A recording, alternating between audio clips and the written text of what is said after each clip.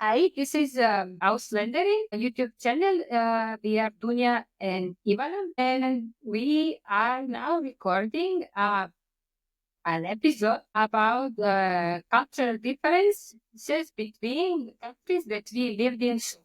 And Yes. where we, so let's say something a little bit about ourselves. Ivana, would you like to start? Yeah, even though I am younger, I can start. So, yes, I'm Ivana. We both come from Serbia, and I speak for both of us in this moment. We are both from Serbia, and we both are biologists. I am studying marine biology right now in Germany, and I live in Germany, but at the moment, I am for almost 3 months in Chile. Very good. I am more specifically aquatic ecologist, and I lived earlier in Austria, in Belgium, shortly also in Hungary, and currently I am living in Spain. Yes, and just for the sake of context, to say, yeah, I also spent some time in Hungary, and I also been for at least few weeks in Sweden and Norway and Finland, and yeah, we're going to talk a bit about the cultural differences in all these countries. Yes, so we are going to start,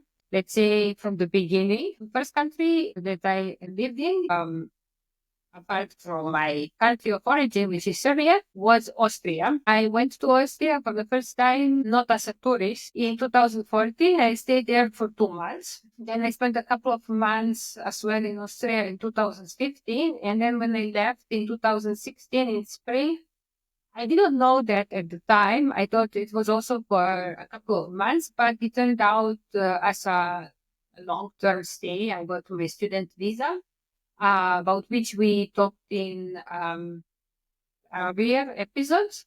So you can check it out. And then I stayed there for like a long term. And so that was my first experience of living abroad. And yes, I would like to start with that. I Yes, have to and say that, say, while you're at it, as I've been for the past year in Germany, I think Germans and Austrians have some things in common.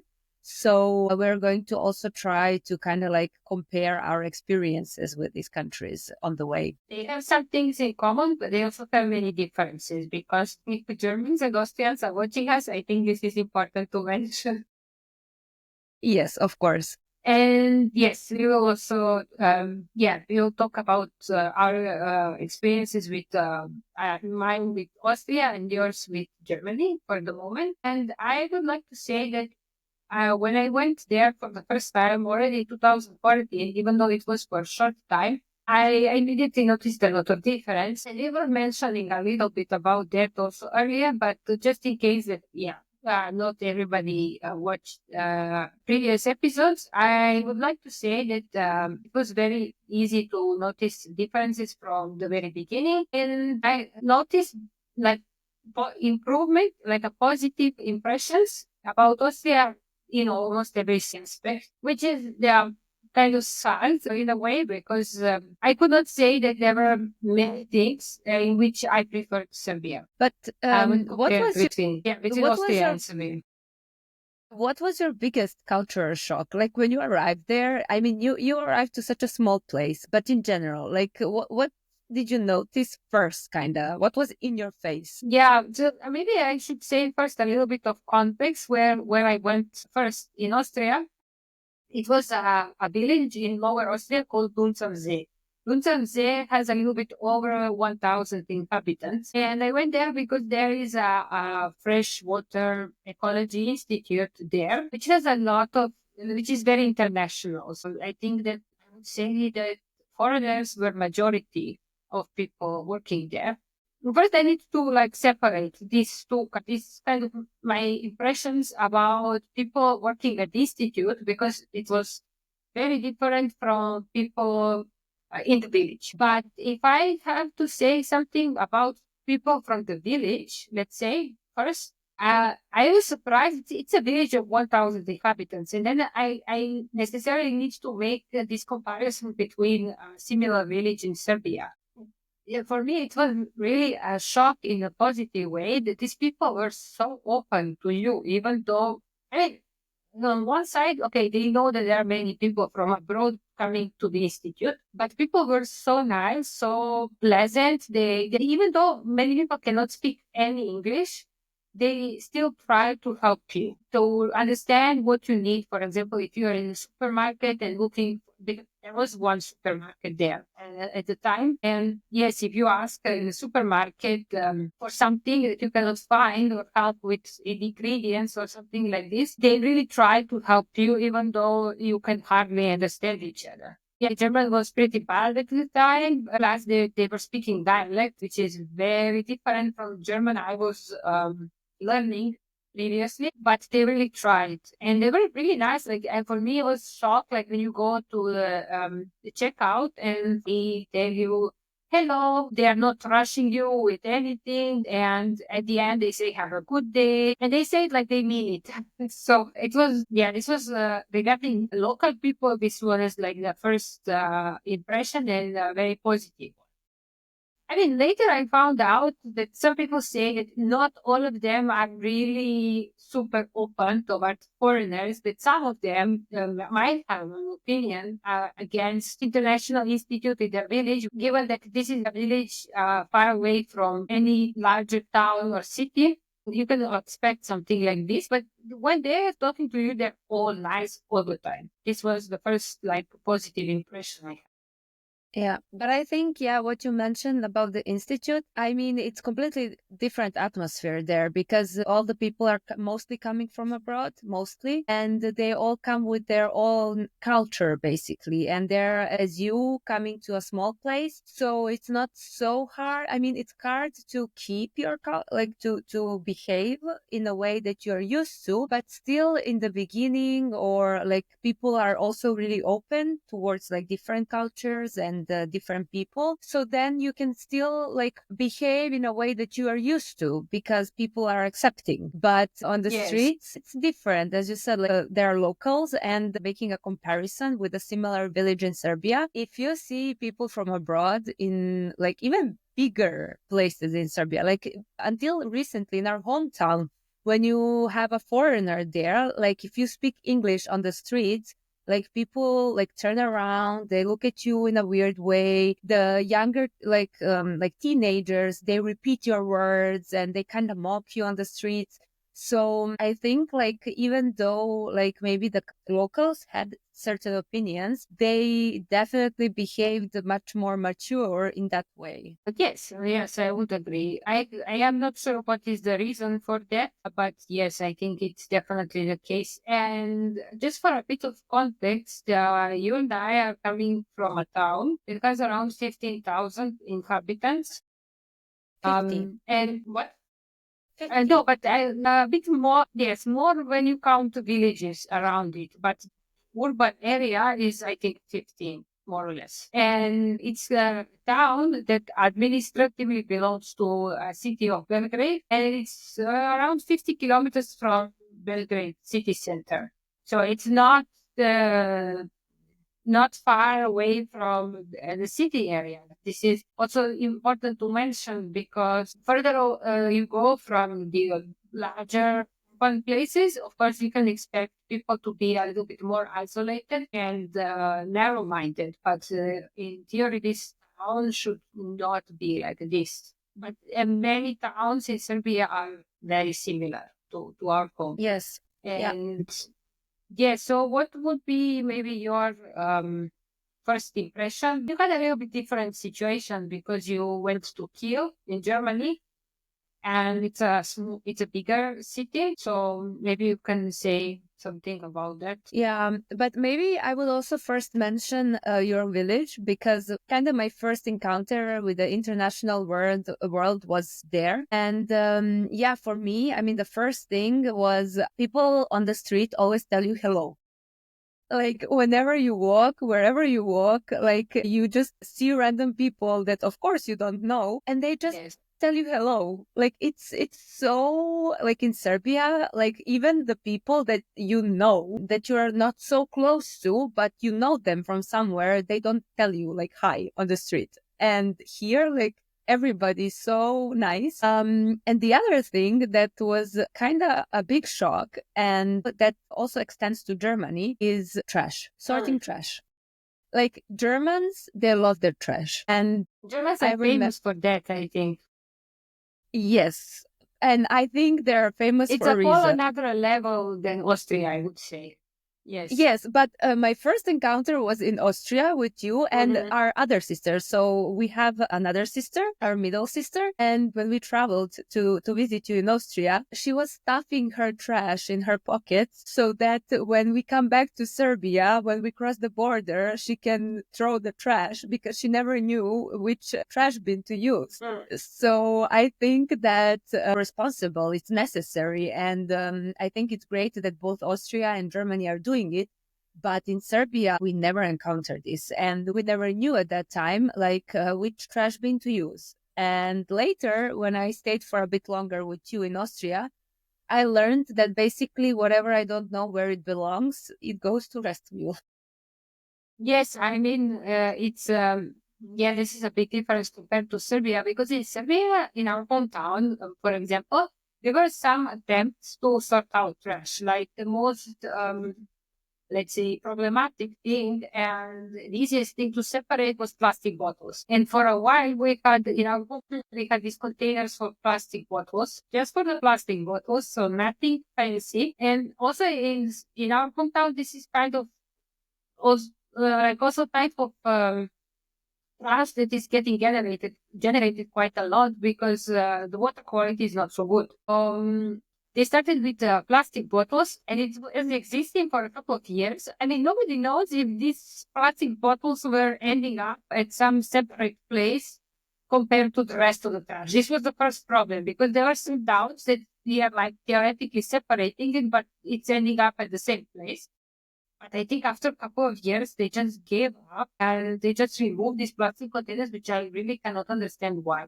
And I think we had even for a short time like paper containers, but these were like even more rare. And I think it existed for a lower amount of time. I don't know why it's so difficult to separate at least this kind of trash, like old newspaper boxes, plastic bottles. It's so easy to separate. It's so obvious. But I mean, yes. I think the issue is that even when you separate in Serbia, we don't have facilities to recycle it. So Yes, I this is think, also yeah, true. we were separating, then amazing. But then the next step, there were no conditions for the next step. And I remember like in the recent years in Belgrade, they appeared containers for, I think, plastic, paper, and everything else.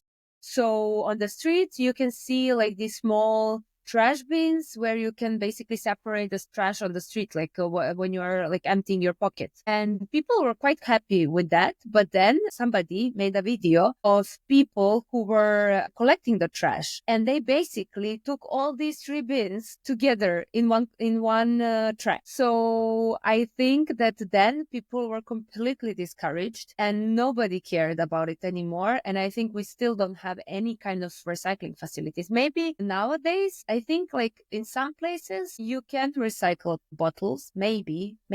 But other than that, we're still far behind. Yes, when you mentioned that, I think one of the few places in Serbia where you have at least apparent trash separation is at the airport in Belgrade. And they have like plastic, paper, I don't know, a couple of these compartments. But then it makes you think like if you have the similar separate containers nowhere in the country apart from there. And you, as you said, there are no facilities to separate this trash. Are they really doing it? Or this is just for the appearance of international visitors and to keep this kind of form Yes. instead of like actually doing anything To apart have a from that? reputation, basically. I mean, Yes.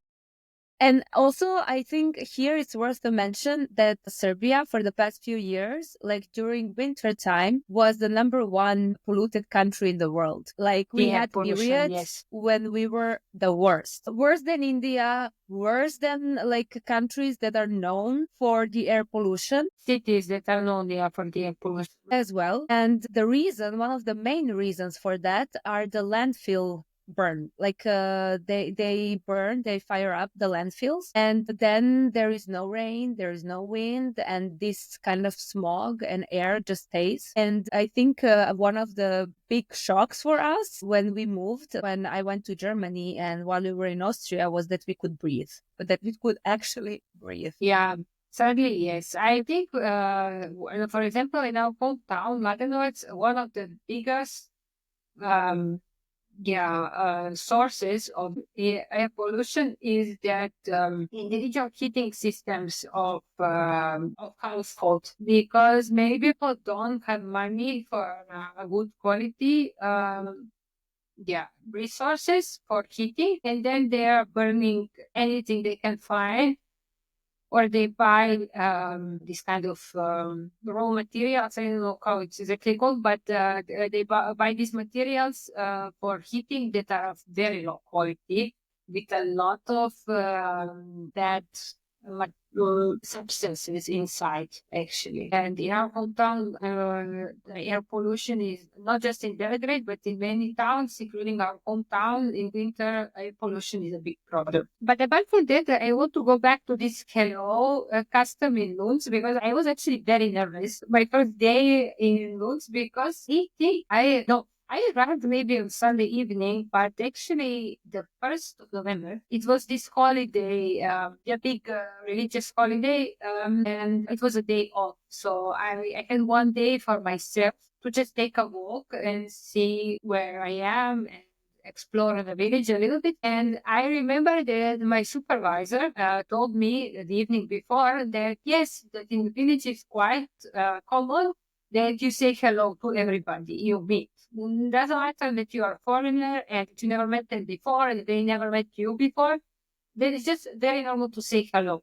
And I remember I was going out for the first time. I was so nervous how I am going to perform this hello say when I meet someone, because this was very for me. And I remember that because it was a big holiday, I met barely anybody on the street. I think I met a couple of people in total, which was a huge relief. And of course, I told them hello, and they told me back. But I was very nervous at the time. And what you said is like, I always compare it with this situation in our hometown, that if you say hello to someone, for example, if you went in the same high school with someone, like, but not in the same class, and then you know these people, you know who they are, you've seen them, but you rarely tell them hello, unless you really spoke with someone at some point and you were officially introduced to them. And actually, this is even taken as some kind of gesture that you like this person.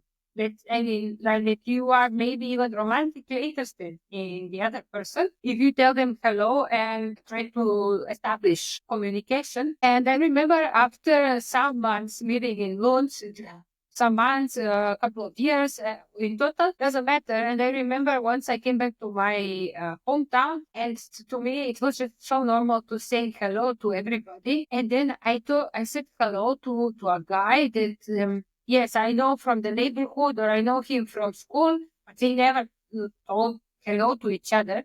And I told by mistake, I told him hello, and I remember that he was looking at me so strange. At first, I could not really understand why, but then I remember that I'm not in Lund anymore. I went, for me, it was then like such a huge twist, like a switch, because in village you say hello to everybody, even people that you see for the first time, that you know they're not from the village. It doesn't matter. And here you meet people that you know from your childhood. It's just that you never were formally introduced to each other, and then you just turn your head. For me, this was so strange. Then several times I had really to control myself, and several times I just did not make it. I forgot about it, and I was saying hello to kind of random people, and yeah, some people were looking at me very strange. Yeah, it's so strange. I don't know how is it with your generation, but for us, it's like even if we went into the same class, but we haven't seen each other for years and we haven't spoke, and maybe we haven't been so close, like we just don't greet each other on the street. Yes, that happens as well. Yeah. Yes, but also in Kiel, for example, Kiel is a proper like For me, it's a proper city. Like Germans sometimes say that Kiel is not so big, but for me, it's a city. I mean, it has everything, and it has like shopping centers. It has I How don't know, many like inhabitants? I think it's 150,000. Not so small. So Yeah. for me, it's quite a city. And there, yes, of course, you don't greet everyone on the street because you see a lot of people during the day. But for example, in your like street or like kind of the district where you live, you greet people. Usually, I think it's mostly kind of expected that if a person is kind of like older, you say hello first. So for me, that is like really a lot of stress and a lot of expectation. Like, what if I say hello to this person and I'm actually not meant to say hello because I don't know, I'm too far from my home, or I say hello and they don't say it back, or maybe they tell me, say hello to me and they think they're saying hello because I was rude enough to not say hello first.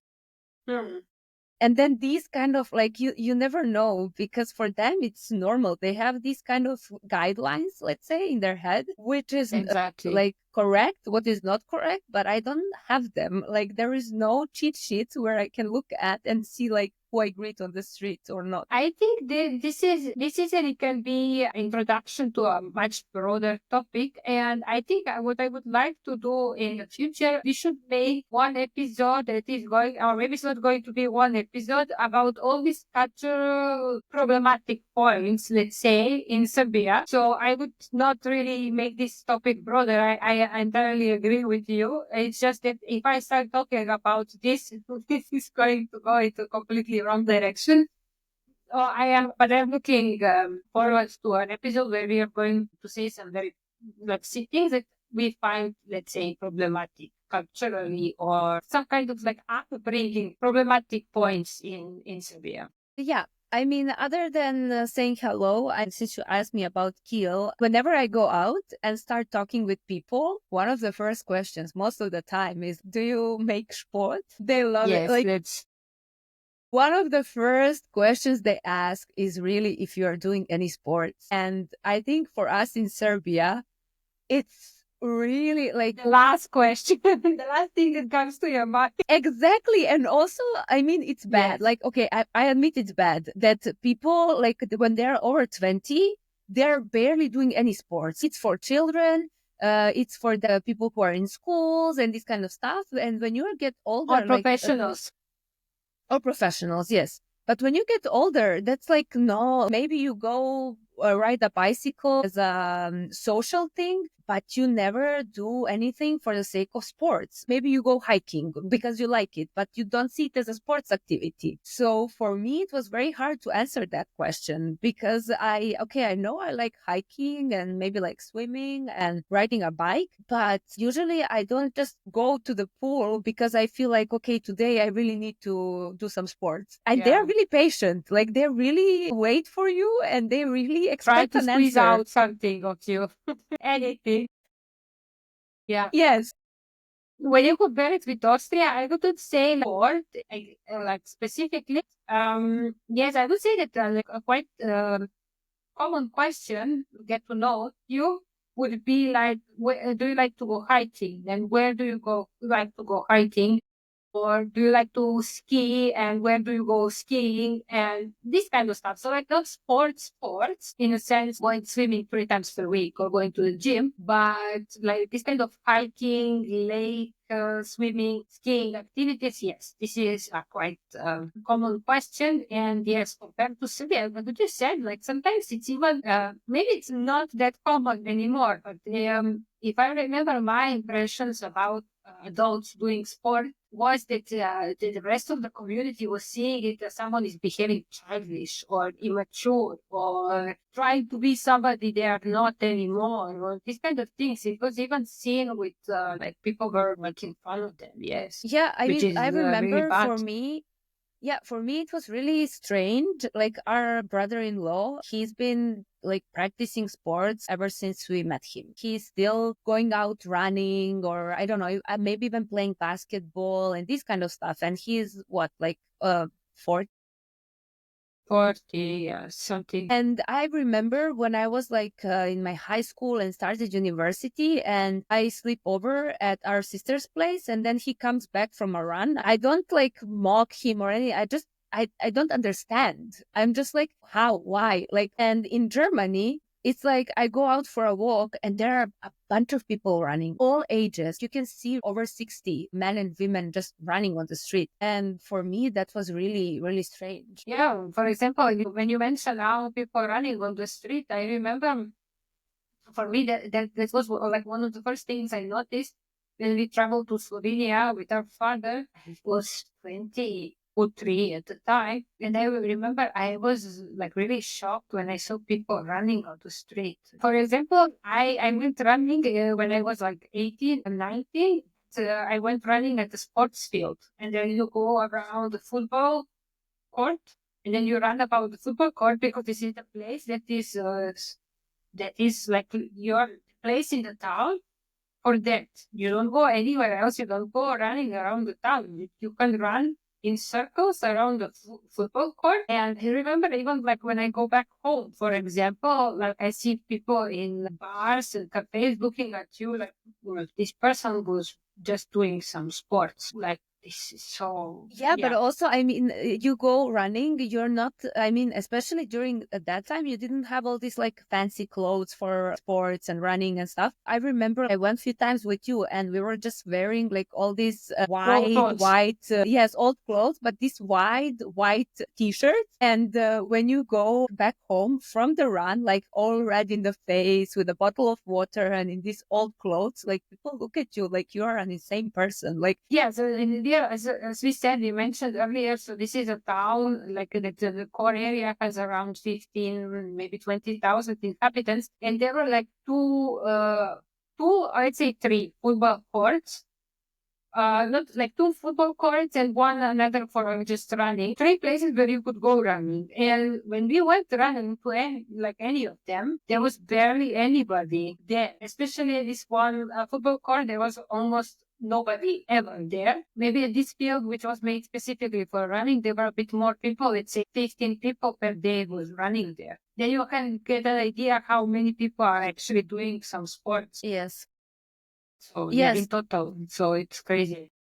Yeah, so that was definitely like one of the shocks for me. And what you mentioned about Austrians or like people in Austria asking you whether you go hiking or, you know, like skiing and this kind of stuff, I think abroad, I don't know, like in Germany for sure, maybe even in Austria and other countries where we lived, but people ask you this kind of stuff and people enjoy these kind of activities with you. It's not like, for example, in Serbia, we were traveling a lot with our father, with our family, because he liked to travel. But we never went like really hiking with our family. We never did anything that was really more like physically demanding. And I think that for me, another shock was that people really want to do like engage in some activities with you that are like a social activity, but also a physical activity. And I think we were never used to that before. No, that's true.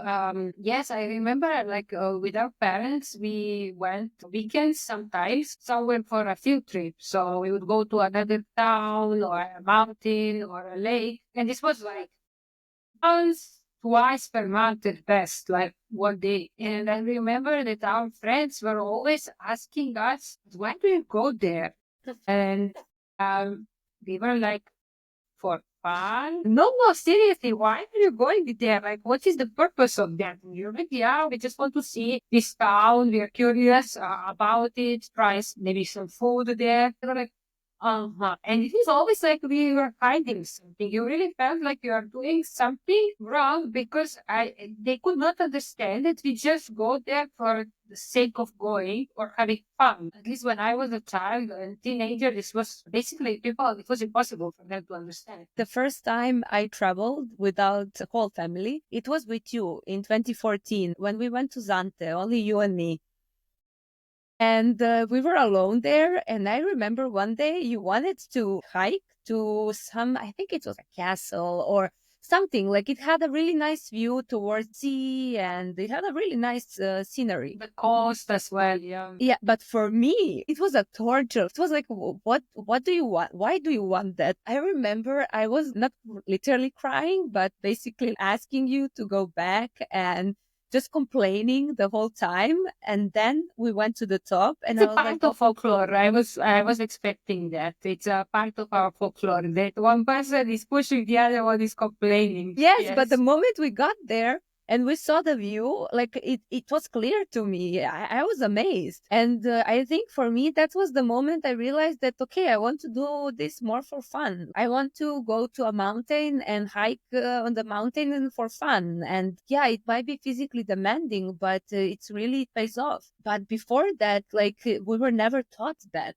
It's something that comes from, in our case, it comes from family. So we were one of very few families who were doing this kind of activities, some kind of activity, whatever, over the weekend. And yeah, I would even say that it was even we were not doing it so much compared to like average Austrian and German families. I would say way below the average. And yeah, it's not really like a general cultural thing. Definitely, maybe things are getting better now, but yeah, 20 years ago, 15 years ago, definitely not so much. Yeah, but yeah, coming back to the topic and coming back to the differences in the countries where we were, did you notice anything else? Like in Austria, did you have any other kind of shock or like something that was different? Yes, I mean, there was one more thing. It was that I noticed that Austrians are very interested in political situation on the Balkan. And like they were asking me a lot about our kind of political situation, which was a surprise for me. I was not expecting these questions. Well, this was even, I think, enhanced by the fact that I was sharing my room. We were sharing a room. Me and one Croatian girl. This was like this was like more than 10 years ago. Like it was the first question we would get is, "How are you doing? Like, are you getting along?" No, first it was funny, Like first it's like it's your first experience abroad, and you are looking forward to interacting with people and telling people everything about you. I don't know, your culture, your country, whatever. And then at first I was like really happy to explain them that I have no problem to share room with anybody, even with a person who is like basically my country neighbor. We can communicate in our other languages, so it's like even better. I mean, we share a lot of things, like, and yes, of course, I was happy to share room with her. She was also happy to actually. We were not initially supposed to be together, but when she was already there, and when she heard that I was coming, that I'm from Serbia, she asked at the reception if they can put us together in the same room. So, I mean, this was really nice. And first, I found it even like kind of like I was happy to explain, and I even found it funny in a way. But after some months, I was like, I almost wanted to scream, like, what do you think that we are all savages? And when I compared that with Spain, which I'm like jumping fast forward, but okay, but this is the difference between Spain and Austria. Because in Spain, they don't know anything about workers. They don't know anything about our politics. Just they don't care. And I never got any kind of question, yes, about our politics or our neighbor relations. They never, like in Austria, they followed a lot, I think, in politics in the Balkans in 90s, for example. While in Spain, I don't think this was barely any news in Spain. And then in Austria, they like to ask you a lot about this period. And in Spain, they don't know anything about it. And Yeah, but actually, I was also very relieved when I realized that. but I feel like in Germany and Austria, like they even do know a bit of your current situation. I went to Germany and I'm a bit ashamed of that, but I had no idea about the political situation. I really wanted to go there to study. I felt really nice in the city while I was living there, but I was really not getting into the politics. But I go there and I speak to people and they even know who our president is. But how is it now? Like we heard some stories. Like I was completely surprised. Yes, I mean, it can be for just simply for the reason that Germany and especially Austria are closer. Just like for them, it's a bigger news because they're closer to Serbia and the Balkans. And I guess this is why they know more about it and they're interested more. Yes, And but also many citizens, like many Austrian citizens, many German citizens are originally from the Balkans. In Spain, you have way fewer people coming from the Balkans. The bigger minority fraction in Spain is from Latin America, for example, way bigger than from the Balkans, so they don't really care. yes, but talking about the distance here in Chile, I'm also jumping a bit. But I did encounter people like when they ask me where I'm from, I say Serbia, and at first they have no idea. Like it's a flat line, it's an awkward silence. But then they just come to me and they're like Novak Djokovic, and I'm like yes, and then they know like they can put Serbia on the map and they know where I'm from. But the next thing that they talk to me about is like Tito. So they asked me about the ruler of Serbia in the 80s? Yes, before 80s. Yes. So they know about him. They know about Yugoslavia, which was like basically a country where like Serbia and all the neighboring countries were a part of. And then they start asking these questions. What happened with Yugoslavia? And then they even know like that it was lasted until 2006, even though, yeah, it was only Serbia and Montenegro and it was not really Yugoslavia anymore. But they get really close. So I get really surprised that people on the other side of the world know about basically Balkans and some kind of situations that were happening in the past.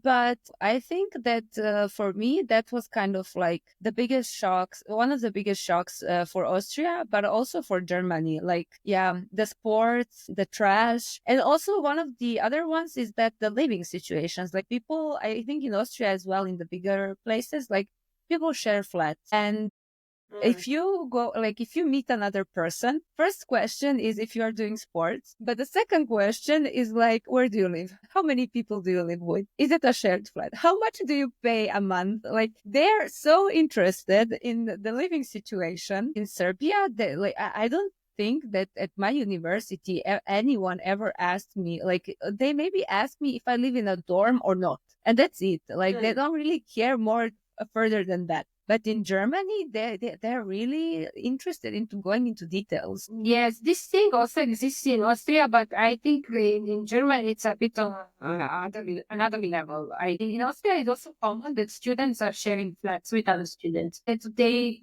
sometimes moving with other people that they never start from, getting to know each other. They never spoke to before. I think this is also very common in like bigger places like Vienna, for example. In Serbia, this is, I think, very rare. It happens often that students are sharing flats. Very rarely you are going to share a flat with someone that you don't know from before. This is usually at least a person that like your friend knows very well, or it's your friend or a family member or someone very close to you recommended as someone they know very well. Yes, it's working on a completely other level, I think. And maybe this is why they're so interested in your living situation, because they just want to see how things are going, just for future references and this kind of stuff. To see how is the real estate market and who is living in home and these kind of things. As well, because during the year it varies a lot. Like people are moving in and moving out and all the time. And there are also like maybe their flatmate is moving out soon. So they're asking you, how is your living situation in case, yeah, maybe you have to move as well. So maybe you can live with them, or they have to move very soon. So they know they are asking so they can know if if there is going to be a room available somewhere soon. But for me, that's a really weird question. Yeah. So, do we have something else maybe that you want to mention, or we can move on a little bit to some other countries, because we also lived in other countries? Yeah, maybe we can mention Hungary, because actually Hungary was the first country you moved to for like a study visit that was longer than a couple of weeks. And you were also living in a village there. And what were your impressions and like the first impression of that place? Yeah, so we mentioned in the previous episode, but it's not bad to mention again. So that was the village was called Tihany, and it was a very small place, but a beautiful place. It's a Balaton lake, and the lake is huge. It has this like blue green color. It's amazing, and it's really nice to have a dip in the sun in the summer there. And it's very famous for like different stuff, but one of the stuff that it's very famous for is lavender, and they have all these kind of different products of lavender, like beer or lemonade or juice or of course soaps and this kind of stuff. So it's really great place to visit. But I lived in a dorm that was across the street from the institute, and I didn't need to move a lot. The supermarket was like 10 kilometers away, so we had to go by bus to do some shopping, but people were normal. And of course, they spoke in Hungarian, so many of them don't speak English. Like in Hungary, I think it's more common that you encounter a person that speaks German than English. Like especially in at the Balaton Lake, because there are many German tourists coming there, and then when they learn a foreign language, they usually learn German. Yes, in the cities, I think the younger people, like maybe my age or maybe a bit younger than me, they speak English, like in the shops or restaurants or these kind of places. But for example, bus drivers or people in the supermarkets and these kind of people that I encountered, like they all spoke either German or only Hungarian. And just for the reference, Hungarian is another group of languages compared to the Slavic language, compared to the German language. So this language has almost nothing in common with these languages. So you cannot even assume what they are telling to you when they are talking to you. Yes, completely different world, really. But what I was used to at the institute, so both of my supervisors, your supervisor, were Hungarian, and they always in front of foreigners spoke in English. And I feel like I was always used to that kind of dynamic. And I was always used to that whenever I am present and we are talking about work, it's always going to be in English. But at the time when I was doing my internship, it was me and one Vietnamese girl. So we spoke in English, but there was a group of Hungarian students. And it was a group of, I don't know, 4 or 5, 6 maybe students. And they always spoke in Hungarian. And like only when they were talking directly to us, they would speak in English. And for me, that was kind of a bit like frightening and was causing a bit of anxiety. I was anxious that these people, when they're speaking in Hungarian, they're offending me in Hungarian. And it's a bit of trauma. I'm sure that didn't happen, but it made me feel uncomfortable. Then the Vietnamese girl and I later on actually made really good friends with one of the Hungarians. And then he really got used to speaking in English. And that was really nice because then we got to also like meet somebody who is from that country and who can share more about their traditions, their culture and everything from Hungary. But then he was also gossiping with us. And it was true that the Hungarian people were not really liking us behind our backs at some point. But that was kind of like, that felt a bit difficult, honestly. But it was nice that we had like the circle of the people that were like, we were really nice to each other and we really liked liked each other, and that made the experience really nice. But at some point, like it really, when people are really stubborn to talk in their own language, even though they know a foreign language, even though they know English, that can make other people uncomfortable. If you can speak a language to someone next to you that nobody else would understand, you should not use it as your leverage. In this kind of international circles, I think it's still very rude, even though these people don't understand you and they will probably never know. I think it's very rude to do that. But I remember also this was, for example, in my case when I was in Austria. And yes, for example, with this Croatian girl that I mentioned, we were flatmates later between 2017, 20. And many times we were the only persons like that could speak our native language and native languages. And we could, gossip about anybody in the room, but we never did that. To me, this is, very ugly. We use this as a kind of leverage to gossip about this person in front of them. Yeah, but even like not gossiping, for example, in 2021 or 22, in 22, when we went to Hungary together for a few days, we were the only people speaking in Serbia. There was another girl speaking in Serbian. So we were the only three that spoke Serbian, but we never spoke in our native language in front of other people. Like when we were at the table having, I don't know, dinner, lunch, or these coffee breaks or something like that, like we could easily just, it's easier to just say something quickly in our native language or communicate if it's something like technical or I don't know. But we never did that because it's like making other people around us more comfortable. Feeling excluded. Of course, you can say like in one or two sentences, just something quick, but like if you want to have a conversation on some very specific topic with that person, you can do it later, of course. And yes, I mean, I think in Hungary, this is still quite a lot case. Young people, many of them can speak English, but they're also shy. It's not just that they don't want to and they want to say like bad things about you between each other, but it's just that many of them are very shy and it takes time. Even though many of them can speak, I think, pretty good English. And you were also in Budapest, right? So we can also like make this comparison between, because I never lived in Tihan, but I also spent some time in Tihan on several occasions. I was there for a conference, a business meeting. I was there like touristically. Visited me twice.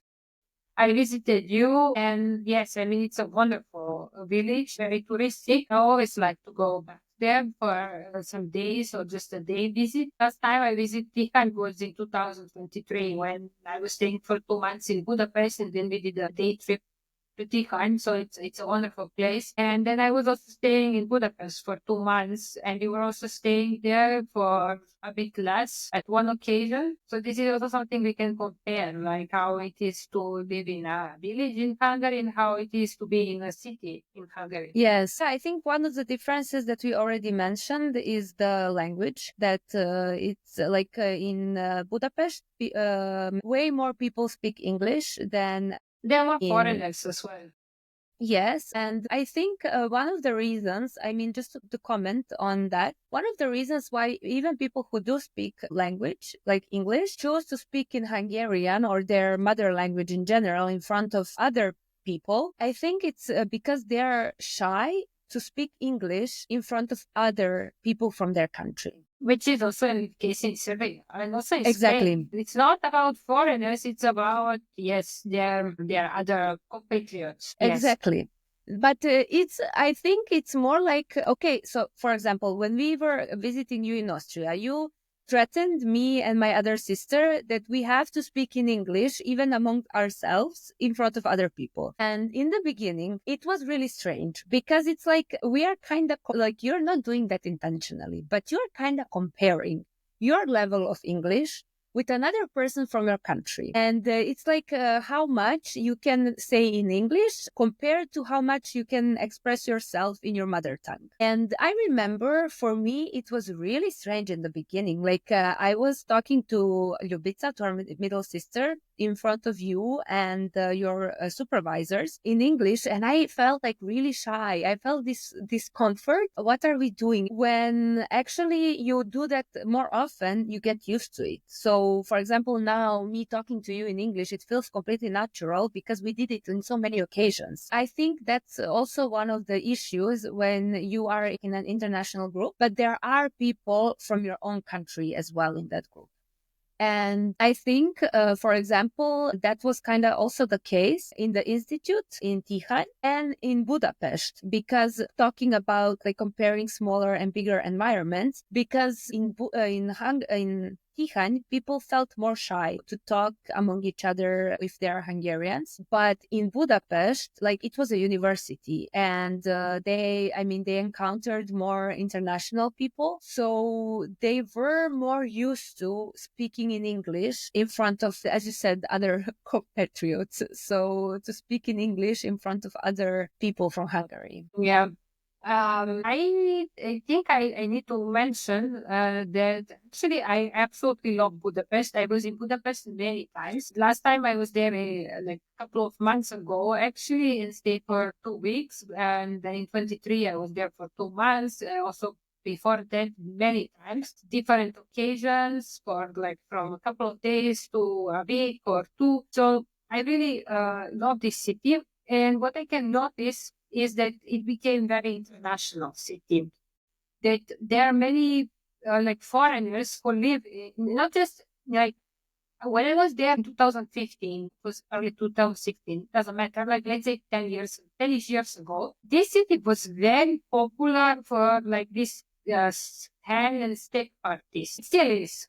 Like, bachelor parties, I think it was becoming very problematic at that time in Budapest because you could see all over the street people partying literally everywhere. Many places they were very drunk. This is, I think, something that for whichever reason, I think they recognize Budapest as a place where you can do this kind of parties very cheap. And it was becoming a problem actually because they were everywhere and they were having very, very bad behavior. But I think in the meantime, they regulated it a lot in Budapest.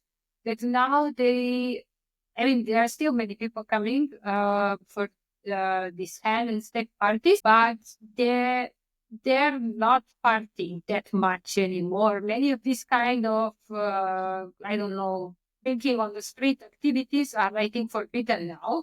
Yes, there are still many people like that coming for partying, but I think now many more people are coming just to live there as like the digital nomads. I think they have also some special type of visa for that, so they have many internationals. I think for Hungarians, this created a bit of problem because prices went up a lot, I think, because of that, because many of these digital nomads need to prove that they're earning quite a nice amount of money, way more than average Hungarian to be able to live in Hungary. Yes, this, I think, created a little problem. Budapest is not so cheap anymore.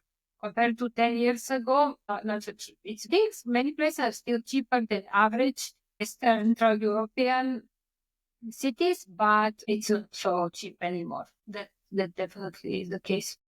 Yeah, but I think it's worth mentioning that really, like years ago, Budapest was really not expensive. It was really not comparable to other EU countries. And you could really go there and stay there for a while and buy stuff quite cheap. And it was amazing because Budapest is amazing. Like it's such a beautiful city, as you already mentioned. Definitely. Like it's one of my favorite in the whole world so far. Yes. Yeah, and I always tell people they should go and visit it who did not do that. Yeah. Like the bridges, the castles, even the parliament building. It's amazing. Like it even has like some nature that you can enjoy if you want to get away from the city. And this is just like a city core area. If you just go a little bit outside of Budapest, you have many more things that you can visit, like places and activities you can do. So definitely, I think Budapest is very amazing places to go visit. I think prices are still a little bit below European average. So definitely, I recommend it to everybody. Yes, exactly. I mean, other than that, you were more there, so maybe you noticed more things, but I would really, I mean, even like the language is completely different, and even that we said that some people speak English, some people don't, like, it's really worth visiting. Yeah, this is the only country. Sorry, do you want? No, I just wanted to say that nowadays, like, there is Google Translate, Google Maps, everything. Like, people can find their way, especially if people are from EU. Like, there is no roaming, so you can have your internet from home. So there is no extra cost, and you can really find your way so easily there. Yes, you can find your way nowadays. For example, in the supermarket, where when I went there, Google Translate saved my life. And this is like, I think this was the most difficult part. Yeah, this was the only country that I lived in for a while that I did not understand the language at all. Like when I was in Austria, I could manage. Now here in Spain, even in Belgium, my Dutch is, to my ear at least, is some mixture between German and English. Like if you read the ingredients, you can at least get the idea what these ingredients are. You can even understand, even though in Belgium you don't need to know any Dutch at all. Everybody, literally everybody, they are all bilingual and everybody speaks very good English. And I was like, because I was in Belgium for like 6 months overall, and at times I was playing with this thought to maybe start going for some Dutch course. But then I realized that if I'm not staying there for at least 10 years, it's a total waste of time because, like, to get around, it's completely not necessary. So to go back to Hungary, sometimes it's a problem when you go to a shop and you want to ask for something specifically and they don't understand you, which happens very often. But if you go to a restaurant, many waiters now speak very good English, for example. So this is not a Yes. problem. For like being a tourist in Hungary, I think it's quite okay. But yeah, I wanted to add, like, what you said about Belgium and not really needing Dutch. I would also add that in Sweden and Norway, where I was staying, like, everybody speaks English. It's like nowadays, really, like, even in the villages, everywhere where I stayed, like in Scandinavia, in Sweden and Norway, it was really completely remote. And even old people spoke English. And when I was in Finland, for 3 weeks, I would say. We were on an island, which was completely remote, completely outside of everything bigger.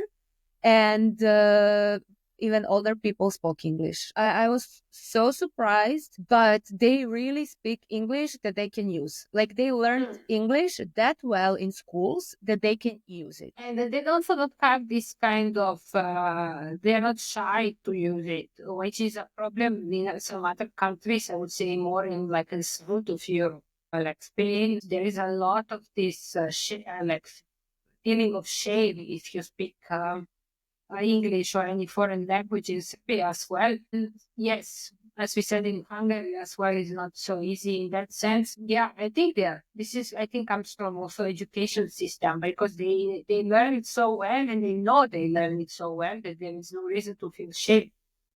Just for example, when we were in Finland on that island, we were in a station that was, there were mostly people from Finland there working. We were just an international group from Germany, and we don't happen so often. I spoke to a guy that was like a gatekeeper. He was working on the field at the property, and I don't know, he was like retired, like he was 60 plus. And we had like a few of really amazing conversations in English that when I compare it now, because I've been here in Chile for like 2.5 months and I came with no Spanish knowledge. And only now I can like talk in Spanish and I can communicate with people, but sometimes I do need help of some English words, a bit of Google Translate if the topic is more demanding. But this guy, like, we really talked about a lot of stuff and he was never confused about any English words. He sometimes needed time to just like remember a word or so, but his English was amazing. So I think that at least like in Scandinavia, people would never have issues. But with Google Translate, it's really, really possible. And also, like, if we're talking about hotels and like tourists, then there, I think right now it's not so hard. Yes, one thing, speaking of being a tourist in Hungary, that you need to be very careful with is money, Hungarian money, because Hungarian forints are something now like 370 or something between, I think, 350 and 400 forints for €1. It like calculating prices like for whatever. If you go to a shop, money, it's like completely another dimension of how much digits you are going to spend there. So this can confuse people a lot. Yeah, and also the conversion rates. Yes, When they go especially. to the exchange office, it's really important, like where people exchange money.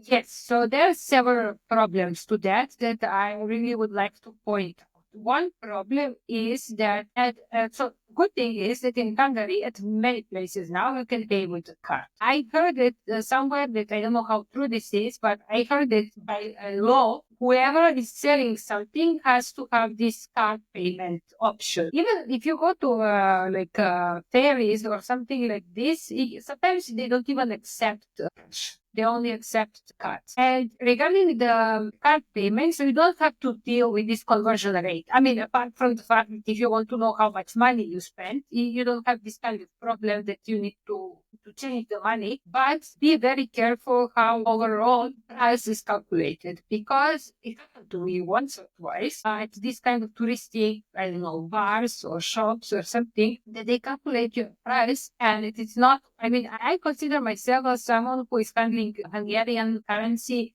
pretty well, because I've been to Hungary many times. This rate is changing with time, but I think I am handling pretty well. And to me, happened a couple of times that I get like overall price bill for some couple of items that they are not in accordance to what I calculated, and it, I don't want to say that they want to trick you on purpose, but when I ask once or twice if they can like tell me item by item how much they calculated, they were a bit rude even, and they're not very helpful. And it can be that they're not very helpful. So like I don't want to generalize, but it can easily happen that they are not very helpful and they don't want really to explain you anything. It's like take it or leave it situation. I mean, but if you are in a restaurant and you already eat the food, then it's even more difficult situation. So this thing you need to keep in mind. Another problem is if you want to change the money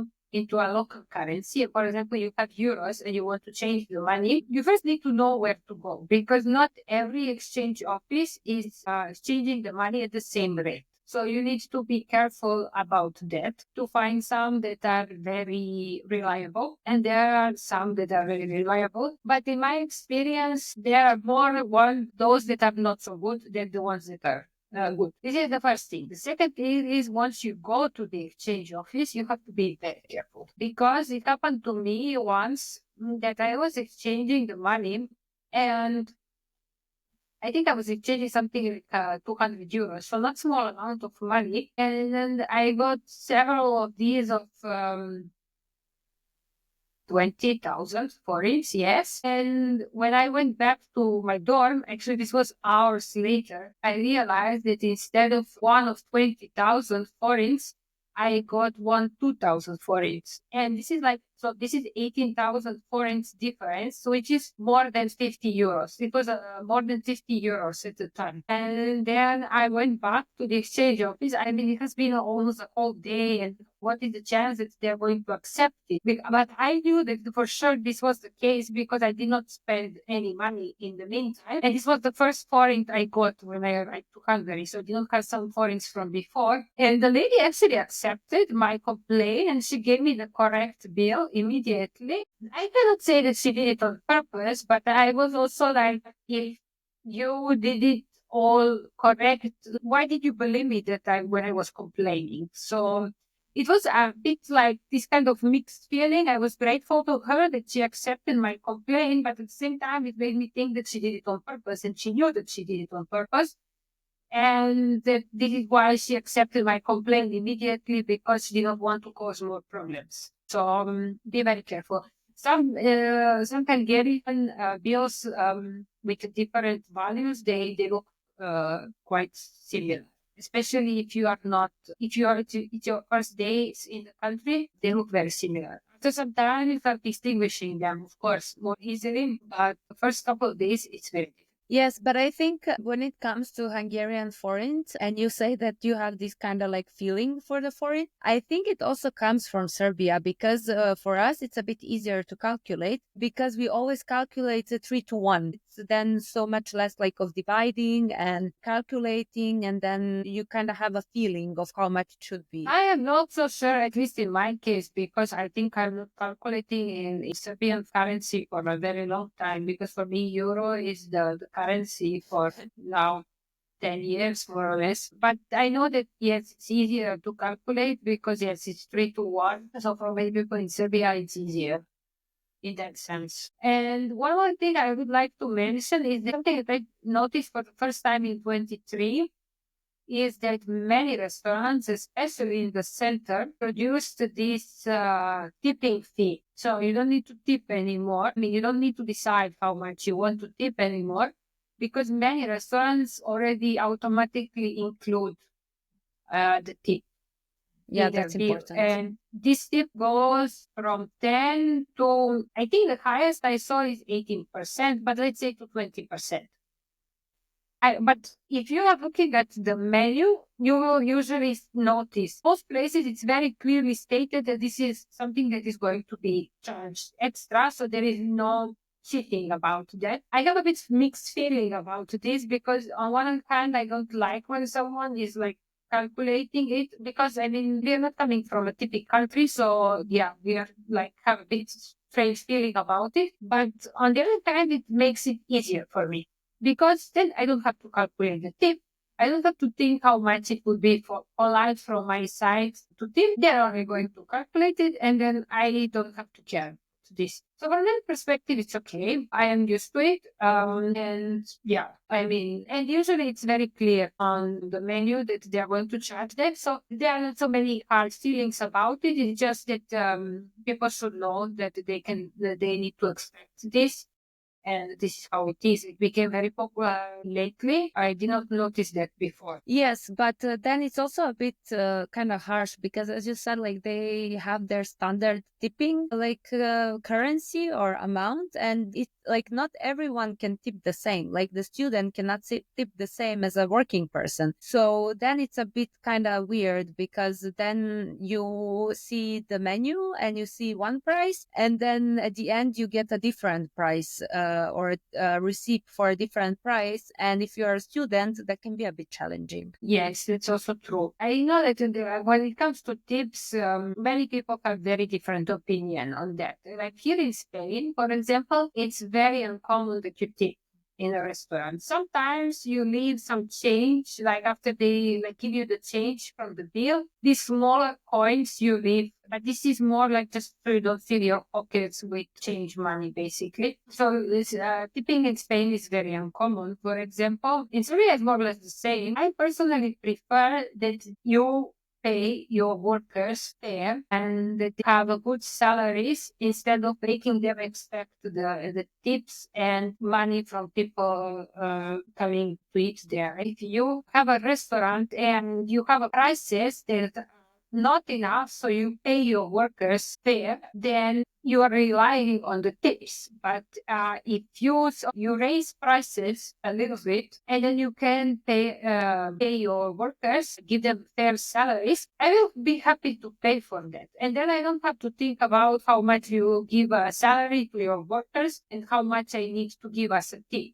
Because I know that the tips, basically the salaries of these workers are fair and they're already earning a decent amount of money just by being profitable what you are selling. I mean, that's more of a systematic problem, I would say. Yeah, this is, I mean, as I said, also there are cultural differences in that sense because in some countries you have tips, in some you don't. But yes, it's also a problem with how this industry works. So yes, let's not go more into that. So I think maybe we just mention now Chile and Spain a little bit because this is what we have left. And I have to say that when I moved to Spain, the first questions I got is that people ask me to compare Austria and Spain. Like I tell them I'm from Serbia, but as I said, the Spanish people don't know much about Serbia and they feel a bit overwhelmed to learn about it. And but they are interested more in Austria, I think, because many Spanish students and graduates they move to Germany, Austria very often for at least a couple of years. Sometimes they stay there for a longer period of time. So most of them are very curious about Austria. And the most common question I got is to compare life in Austria with my life in Spain and lots of things. But what I can say is that I like less like the hygiene situation in Spain than in Austria because I mean, but also Madrid is a very big city. But what I don't like is that here streets can be sometimes a bit dirty. I had the same situation in Sevilla when I was living in Sevilla for some months. So this is what I like less in Spain. Also, salaries are lower in Spain. Prices are also generally lower. Salaries are way higher in Austria. So I think the living standard is a bit better in Austria in that, like, let's say in economic sense. Here there is way more social life and activities, even though they earn less and they have a bit lower standard. I mean, not bad standard, just a bit lower than compared to Austria. I think people are generally happy, which is to me very important. Also, people in Austria are happy, but in a different way. They have a bit different living customs. And yes, this is usually something I tell them when they ask me that the social life is better or there are more things in Spain, but the living standard, yeah, is better in Austria. Yeah, but I would also say that the health system is a bit better in Austria than in Spain, no? I like it more, yes. I think according to many statistics, Spain has a very good health system. And I think also regarding treating some like difficult conditions, I think overall Spain has a quite good statistic. In that sense, my personal like opinion as an individual is that I like more Austria because in Austria, I mean, it might happen that doctors in Austria even a bit abusing the system in a way that if you complain about something, they will not tell you, "Ah, so fine, just wait a couple of days, you will see, let's think about, I don't know, just go for a walk or I don't know, take some tea or something like this. And then if it doesn't get better, we can talk about it in a while." In Austria, they will immediately send you to some specialist for some additional examinations and whatever. And it could be that this is done in many cases unnecessarily. In Spain, it's like if you want to do some like check, just like a regular check, it's very difficult to get to a specialist because they do diagnosis only in cases when it's really they're suspecting something serious is going on. And for everything else, just tell you, yes, you can get an appointment to do a check with a specialist in a year or not at all unless the problem sustains. And this is what I don't like because I'm a bit hypochondriac and I just like to have everything checked and then I don't have to think about it anymore. And in Spain, this is more difficult, especially with the public health system. But I think overall, yes, public health system, both in Austria and Spain, is on a generally high level. Yeah. Speaking of the health system, yeah, in Germany it's more what you said. If you come with kind of like cold or fever or these kind of symptoms like a flu, they would tell you to take ibuprofen and go take a walk. Have a tea, take a walk, and that's it. And I'm allergic to ibuprofen. And in Germany, whenever you go to the doctor and doctor talks to you, they always have on the screen your allergies. Like it's big letters in the middle of the screen. You can't miss it. And whenever I went with this kind of like, I don't know, I feel weak, I have a sore throat for a while, have a fever, or I don't know, something hurts and this kind of stuff. And I go to the doctor and I tell my symptoms and they're like, yeah, take ibuprofen. And I'm like, but I'm allergic. And then they look at the screen and they're like, no, then no ibuprofen, just a No, walk. it's such a default that they just simply cannot help it, I think. Yeah, In Austria, I think it's also quite the case, quite a lot. it's like a in that disease, sense. you know, like they have to say it. It's like a compulsion. So, yeah, I think in that sense. But for example, in Germany, if you ask for a prescription to go to see a specialist, they would not tell you no. Like if you do complain about stuff and they think that it's not serious, but if you demand that you want to see a specialist, they will give you a prescription. Mm. Yeah, in Spain, I think it's a bit more difficult because they are really doing very strict filtering between the family doctor and the specialist. And even if you get a prescription, if the family doctor says something like just a regular check or something to be just absolutely sure that everything is fine, then you will get appointment easily a year from then, from the time when you are making the appointment. And this is something I don't like. I think in Austria, they take prevention way more seriously than here in Spain. I think here they take you, I think once you have a real problem, they take you very seriously here in Spain as well.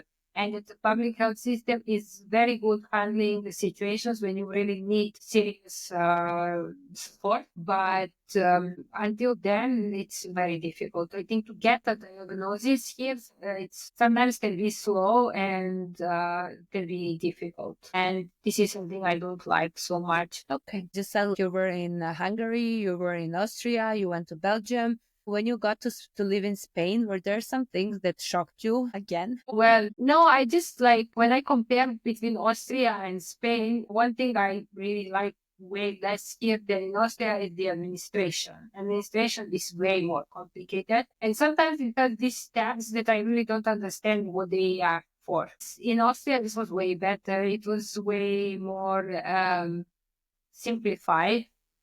And yeah, it was faster as well. Here, it's like if you, for most things in administration that you are making an appointment, you have to wait for days, sometimes months. For example, specific times of the day, days in the week when they are like releasing these kind of appointments for the next month. And then you don't have it like public when it's happening. You have to find this, I don't know, gossip channel or circles that are going to tell you which day is the day when they're releasing appointments, because once they release them, they are gone within 2 hours, and then you have to wait until I don't know how many more days until they release new appointments, or the ones that were cancelled, they put them on the website again. This kind of like a lottery living here in Spain. I mean, it's still way better arranged than in Serbia. Some things. It's still, I have to say that we got married in Serbia because it was way simpler than getting married in Austria. Also, like with train tickets, you also have to like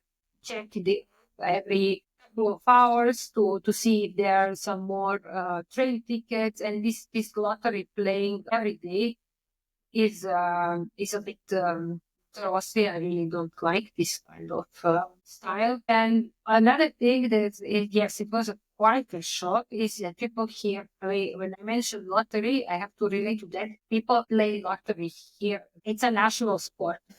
You have like this kind of regular lottery players that play every week, several types of lottery, and you have like a Christmas lottery, for example. Christmas lottery is played by everybody, even people who are not playing the regular lottery. They have their tickets for the Christmas lottery because this Christmas lottery is sold everywhere. You have it at your institute, faculty, that is public institution, basically. For example, our building has its own lottery number this year. And even if you are someone who like really strictly doesn't want to participate in that, you will get a lottery ticket as a present from a friend or a family member. Everybody is playing somehow. Everybody ends up playing this Christmas lottery. And yes, this is like absolutely insane to which level it goes. And also thing that I didn't like is that I saw that they're selling lottery tickets in churches, for example,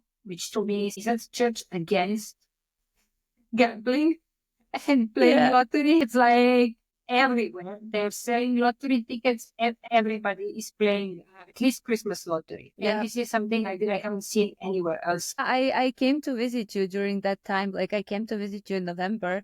And for me, that was quite shocking. Like every shop, bar, whatever, they have their own lottery number. And then when you have this day when they are drawing the winners, sometimes these bars are organizing, like watching the lottery at their place. They even offer some, free stuff for everybody who is there. And they make it quite an event. So it's not just selling the lottery ticket, because usually people buy here tickets because they are believing the numbers, or they like the enterprise that is selling the specific number. So if it's at the bar that you go very regularly, you will buy a lottery ticket of that bar, for example. And sometimes you will even go to watch this drawing there. It's quite an event. Yes, but also for me, it was amazing that, I mean, as you said, like you don't want to play, you don't want to participate in this kind of, I mean, it's not really gambling, but still it is kind of addicting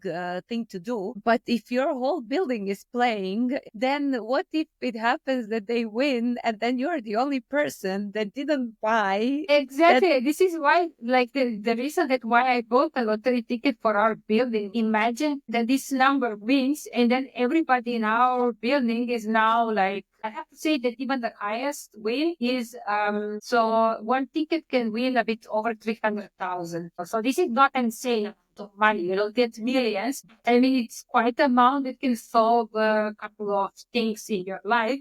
And then imagine that like all of your neighbors are getting this money. Each one of them is getting this 300 something thousand. And then you're like one of the few who don't. And this number was literally on like the entrance door of your building for months. Okay, for example, in 23, the number that was big was from our neighborhood. So it was one of the lottery shops in our neighborhood actually won this, the main prize. I didn't feel bad for not buying it, because if I went there to buy this number, this would mean that I would buy 100 of other tickets, because I buy this lottery ticket in every shop, in every bar in our neighborhood, because this is just one more lottery shop in the neighborhood.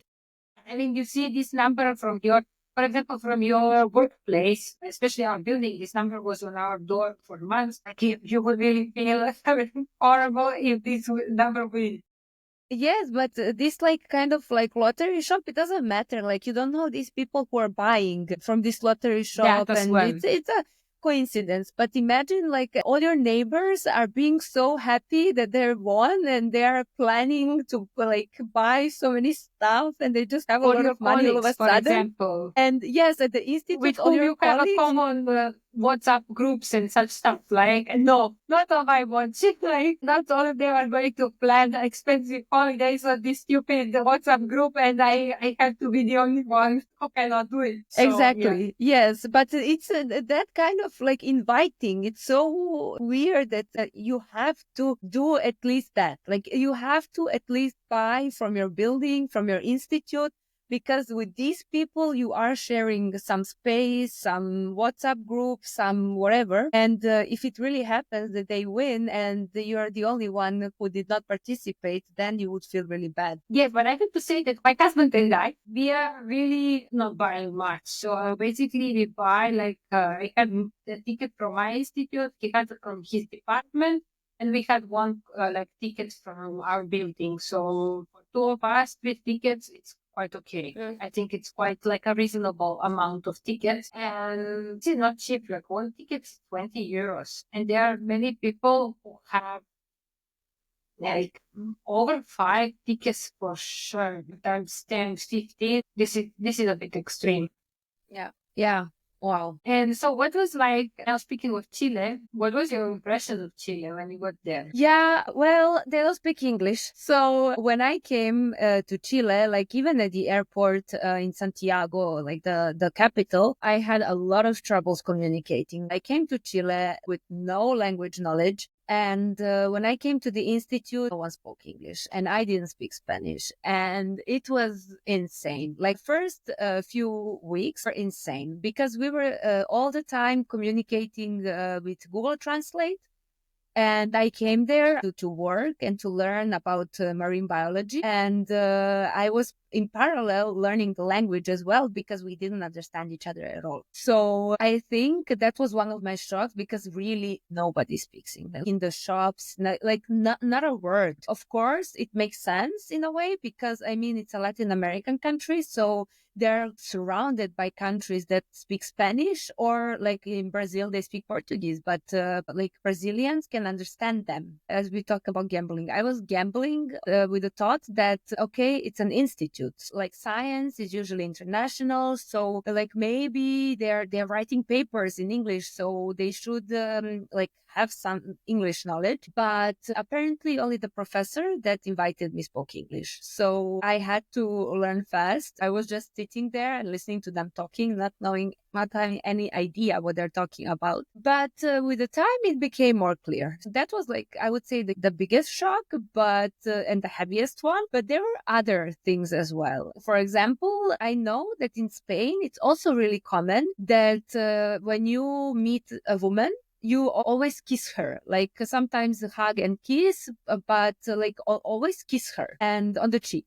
And for me, I would say that I'm a really physical person and I really like to hug my friends. And when we meet, we hug and these kind of things. But having strangers kiss me was really a shock. Like, I would always, I mean, in Europe, it's always like you give your hand to greet and to meet. And I would always, when I was meeting with people, I would always like give my hand and they would straight go for the kiss. And sometimes they were even surprised by my hand. Not offended, but really surprised that I'm giving them my hand. Like they don't know what to do with my hand.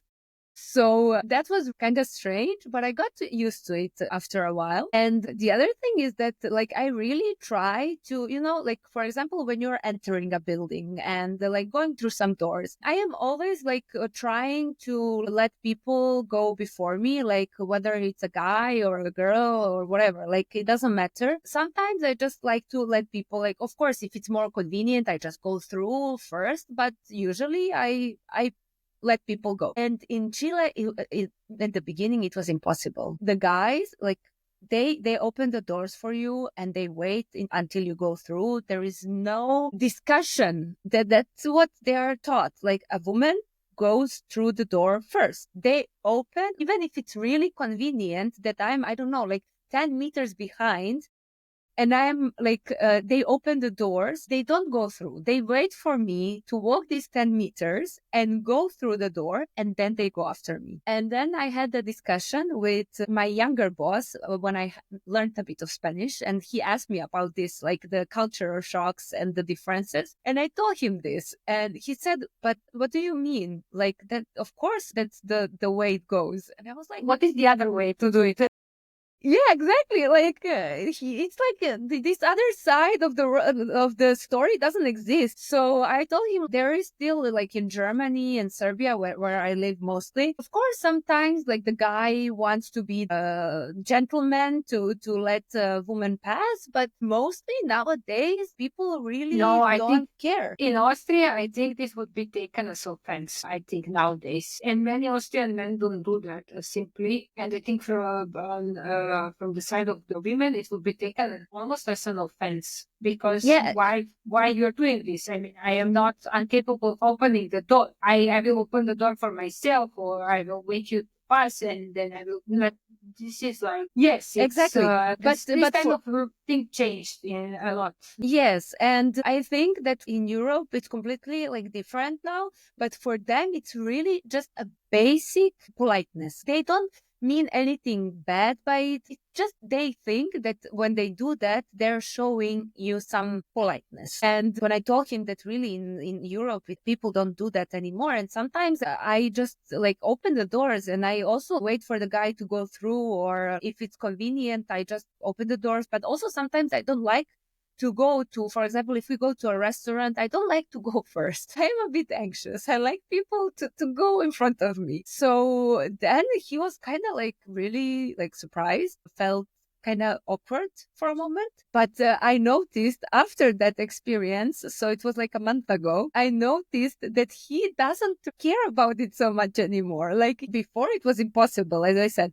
But now, after that conversation, he became so relaxed. He would go in first, or if, for example, if we are walking on the street, one thing is that the guy goes next to the street, and the woman goes more towards the houses, or like Wait, safer. inside. Exactly. And the guy goes, next to the street. And I noticed that with them. Sometimes I went with two colleagues and they were both guys, and they would like push me all the way from the street and they would go next to the street. But then, like, since I had this conversation with my colleague, I noticed that he would let me, walk wherever I want. He would let me, like, if we are passing some people, he would go first sometimes. He would let me go first. But I think for him, that was a really big, like, shock. And then, like, I don't know, like, opening a Pandora's box. No, and some things are like, so much imprinted in us from how we were raised that we never actually think about this kind of nature of this gesture and where it comes from and from what time it comes. And if you start thinking about it, then sometimes you realize that actually these gestures are coming from time when we were way more like patriarchal societies. And in this time, if you really think about the meaning of these gestures, you even may find them a bit of offending to women. Yes. And that is, yeah. And I mean, some people, as you said, they just don't think about it and they don't know. And no, I mean, I also don't think I was for a very long time. I am a woman and I consider myself a feminist, but until actually very recently, not very recently, but like when I was a young adult, I was not thinking so much about these things. And only later in my life, I started second thinking some attitudes and what they actually mean, kind of message they are sending. This is a process. It takes a long time to change these patterns. It's a long process. yeah. For example, I feel kind of like I broke him because I'm a foreigner. I came now and I'm apparently the only person in 28 years of his life that ever questioned that. And now he's like behaving, I mean, but what if it happens that he behaves like that with his girlfriend or with a female friend of his, and then they consider that as rude. Like, it, of course, of course, it's a problem, like a society problem, and it's rooted very deeply, like, as you said, both in women and men. And the way to break this pattern, of course, is to start to make noise and to kind of like just say that, okay, I don't think, for me, that doesn't work. And sometimes people might change their behavior, sometimes not. But I don't want to be responsible for his girlfriend getting offended. No, but then he can explain to his girlfriend where this attitude came from, that he was doing everything that was expected from him by the his society, but that at some point he made someone coming outside the society, that this person explained him what is actually the nature of this, the source of this kind of behavior, and that this made him think and made he realize that he doesn't want to send this message anymore. And then maybe he also breaks his girlfriend in that sense, that his girlfriend also, or female friend, realizes, a Chilean friend realizes she doesn't want to experience the gestures anymore because of the origin of it as well.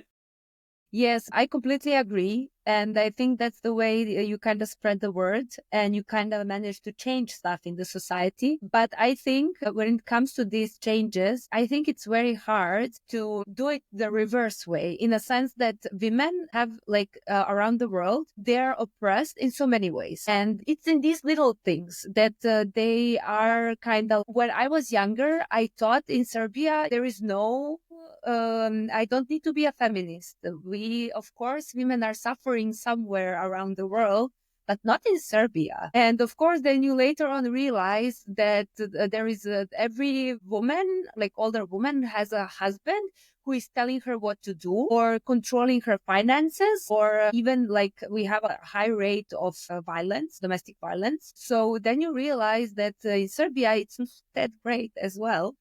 And it starts with then, small things.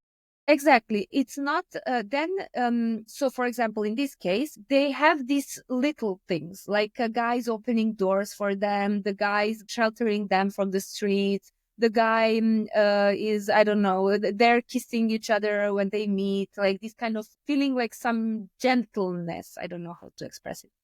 Yeah. And then it's really hard to start the change from saying, I don't want this because this says that you are actually presenting me as an incapable person. It's not like just that. It's like if you are experiencing this already from your childhood, these gestures subconsciously is giving you this message that you need to be protected, that you are a weaker being. And this also shapes your personality and the way how you behave later in adult life. Yes, this gestures look innocent, very innocent, but actually the influence they have in shaping a young person, both women and men, because also men that they feel stronger and that they need to protect someone. And this is just one of the examples. There are many examples like this. And of course, later in life, this is going to shape you as a person and how you behave and see yourself. Yeah, I think we really should have a special episode about this. Because actually in Serbia, it's quite severe from a very young age. Definitely, yes. Yes, I agree. I would just like to add on. No, I just wanted to say that what you said about like being socialized from the very young age. In Serbia, for example, young girls are always taught to kiss the uncle, to kiss their fathers, to kiss everybody who is basically like coming to the house. And I encountered that in Chile as well, because with this guy that I just talked about, with my colleague, I went to the house of his friend. She has a young daughter.